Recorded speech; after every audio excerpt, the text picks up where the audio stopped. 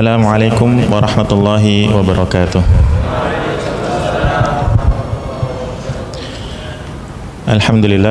Alhamdulillahirabbil alamin, wassalatu wassalamu ala nabiyyina Muhammadin wa ala alihi wa sahbihi ajma'in. Qala Allah Ta'ala fi kitabihil karim, a'udzu billahi minasyaitonir rajim, bismillahirrahmanirrahim.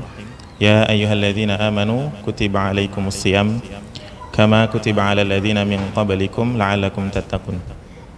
Wa qala nabiyyuna Muhammad sallallahu alaihi wasallam, man shoma ramadhana imanan wa ihtisaban ghufira lahu ma taqaddama min dzambih. Hayyakumullah wallahi barik fikum. Yang kami muliakan jamaah salat Isya dan Tarawih Masjid Al-Islam rahimakumullah.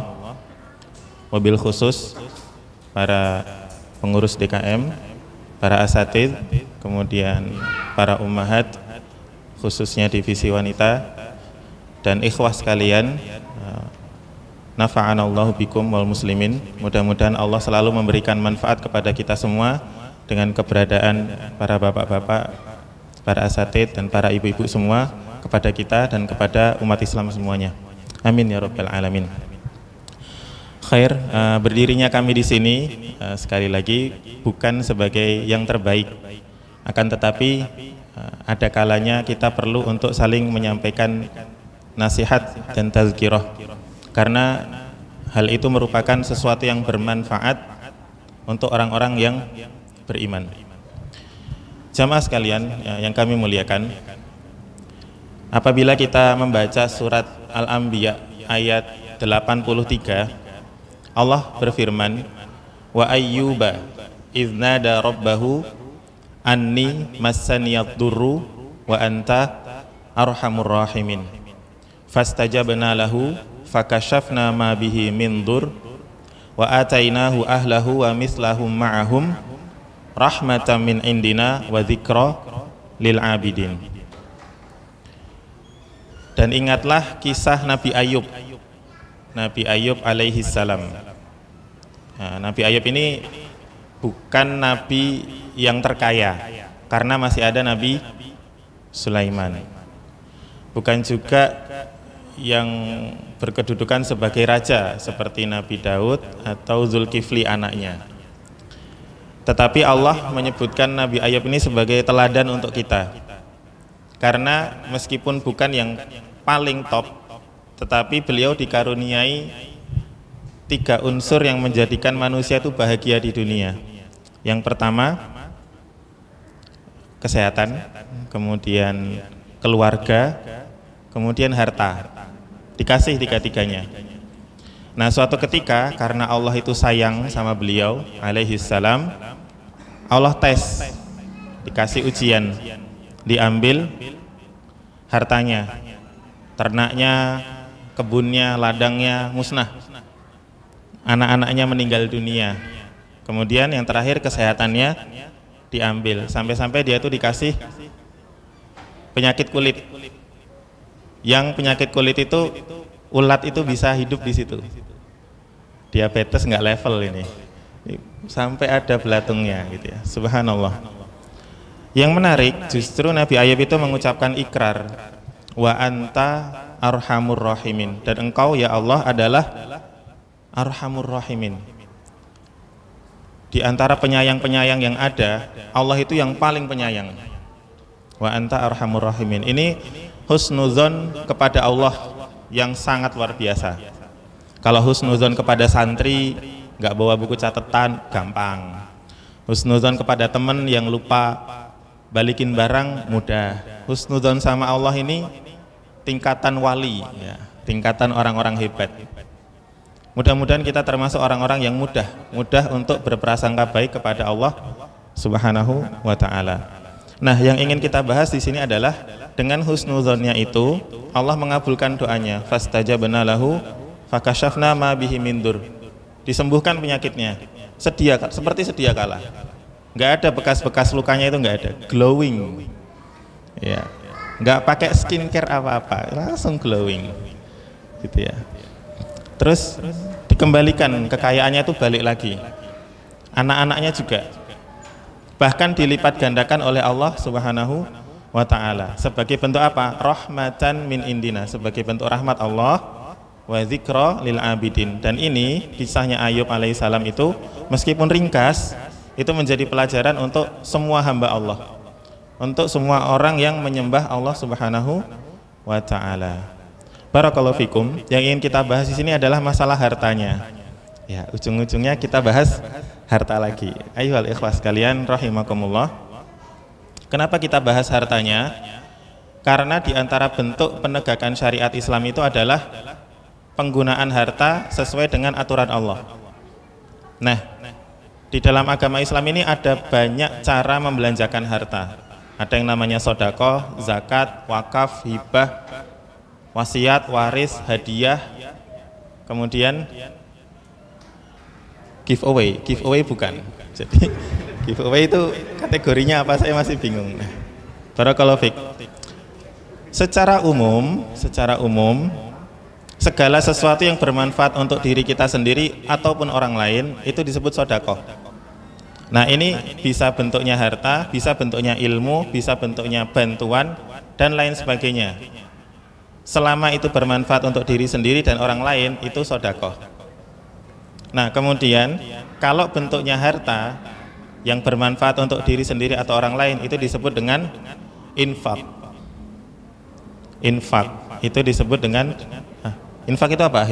Infak itu membelanjakan harta. Penggunaan uang itu disebut dengan infak. Jadi infak itu bukan iuran fakusa, tetapi pembelanjaan harta. Nah, infak ini ada dua jenis, di jalan Allah sama di jalan syaitan. Jadi kita membelanjakan uang itu bisa kedua hal, bukan boleh ya, bisa di jalannya Allah, bisa di jalannya setan. Kalau di jalannya Allah ya dapat pahala, kalau di jalannya setan dapat seneng, ya kan ya, sementara. Nah, barakallahu fikum. Infak itu artinya pembelanjaan harta secara umum.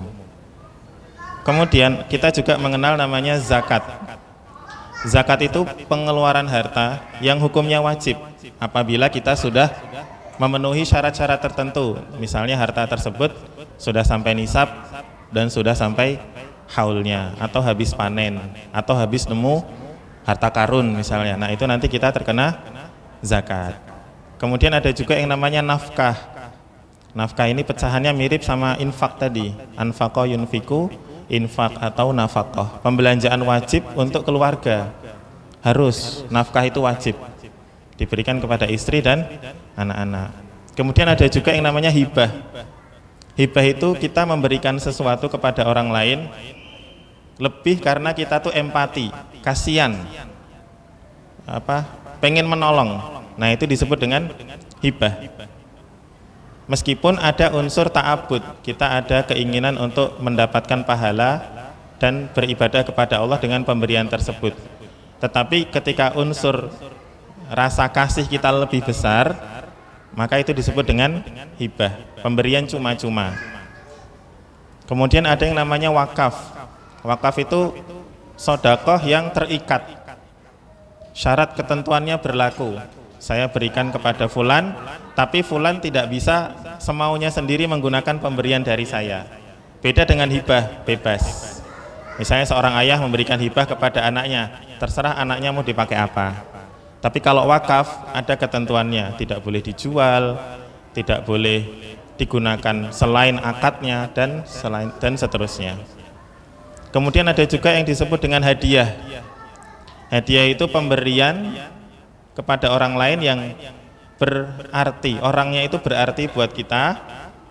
Pemberian ini berharga untuk menghormati, itu disebut dengan hadiah. Dan ini menumbuhkan cinta.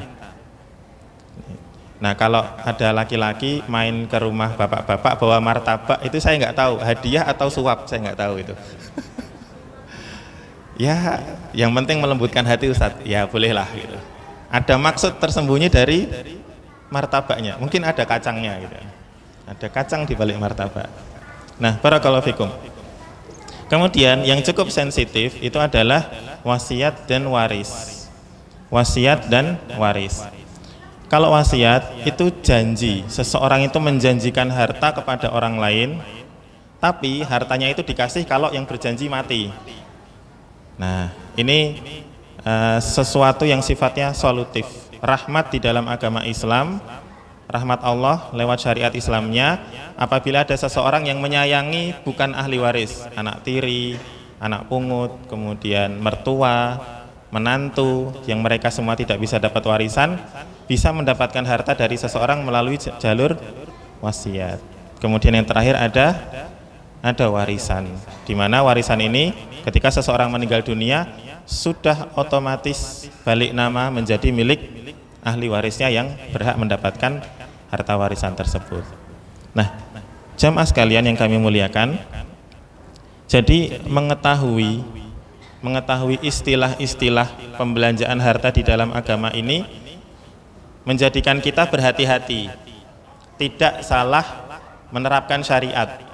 Ada seorang suami habis gajian ngasih ke istrinya, "Neng, ini hadiah buat kamu."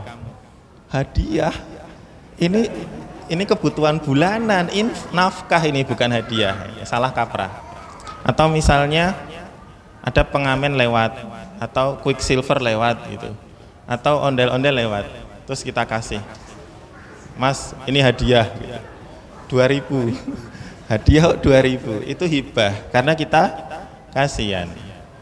Atau misalnya seseorang di Instagram bikin acara giveaway.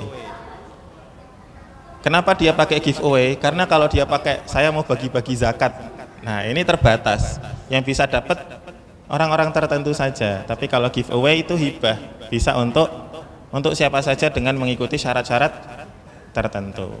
Nah, dengan mempelajari, memahami definisi, karena para ulama, khususnya ada seorang ulama namanya Ibnul Qayyim, itu sangat konsentrasi, yang gigih menekankan pemahaman penggunaan istilah syariat. Ini penting sekali, karena itu menyelamatkan umat Islam dari penerapan syariat yang keliru. Nah, barakallahu fikum, Bapak Ibu sekalian yang dirahmati Allah Azza wa Jalla, mudah-mudahan kita semua itu termasuk golongan orang-orang yang mampu mengerjakan semua pembelanjaan harta yang kita sebutkan di atas. Bisa sedekah, bisa infak, bisa zakat, bisa wakaf, bisa hibah, bisa hadiah, bisa wasiat, dan bisa meninggalkan warisan. Amin ya rabbal alamin. Kalau bisa semuanya kan Masya Allah ya. Sehingga ketika kelak di hari kiamat ditanya, "Dari mana kamu dapat harta? Wa fima anfaqahu?" Dan bagaimana kamu membelanjakannya? "Nih Allah, saya udah belanjain sesuai seluruh yang ada di syariat agama Islam ini." Lalu bagaimana dengan orang-orang yang diberikan tidak sebanyak orang-orang tersebut? Maka Allah Subhanahu wa taala memberikan busyra, kabar gembira di dalam surat At-Talaq ayat 7. "Liyunfiq dzu sa'atim min sa'atih wa man qudira alaihi rizquhu falyunfiq mimma atahullah la yukallifullahu nafsan illa ma ataha sayaj'alullahu ba'da usrin yusra." Hendaklah orang yang memiliki keluasan, memiliki kelebihan, orang kaya maksudnya, memberi nafkah menurut kemampuannya. Dan orang-orang yang terbatas rizkinya, yang pas-pasan, hendaklah memberi nafkah dari harta yang diberikan Allah kepadanya. Allah tidak membebani seseorang melainkan sesuai dengan apa yang diberikan Allah kepadanya. Allah kelak akan memberikan kelapangan setelah kesempitan. Maka sungguh mulia syariat agama Islam ini, di mana ada keseimbangan, dan keseimbangan ini sesuatu yang sangat tinggi kedudukannya di dalam agama Islam. Tawasud, keseimbangan, tengah-tengah itu sesuatu yang menjadikan seseorang tidak jatuh ke kanan maupun tidak jatuh ke kiri. Ada yang kaya, lebih hartanya, kemudian ada yang kekurangan. Maka mereka saling memberikan manfaat. Dan orang yang kaya, mereka lebih butuh pahala sedekahnya dibanding orang yang kekurangan itu membutuhkan sedekah dari orang kaya. Mudah-mudahan Allah selalu memberikan rahmat kepada pemuda dan pemudi yang sedang berjuang mengumpulkan biaya pernikahannya.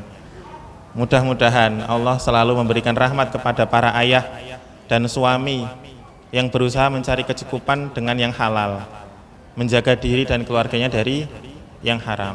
Mudah-mudahan Allah juga merahmati para ibu, para istri dan anak-anak yang bersabar dengan keadaan yang terjadi di dalam keluarganya, dalam keadaan lapang maupun dalam keadaan sempit. Sebagaimana sabarnya Nabi Ismail, Nabi Idris dan Nabi Zulkifli, innahum minas sabirin. Mereka adalah orang-orang yang sabar. Wa adkhalnahum fi rahmatina. Maka kami masukkan mereka ke dalam rahmat kami, innahum minas salihin. Sesungguhnya mereka adalah orang-orang yang saleh. Demikian yang dapat kami sampaikan pada malam hari ini. Mudah-mudahan menjadi perbaikan khususnya untuk kami pribadi dan untuk jamaah sekalian. Mohon maaf atas segala kesalahan dan kekurangan. Billahi taufiq wal hidayah. Wassalamualaikum warahmatullahi wabarakatuh.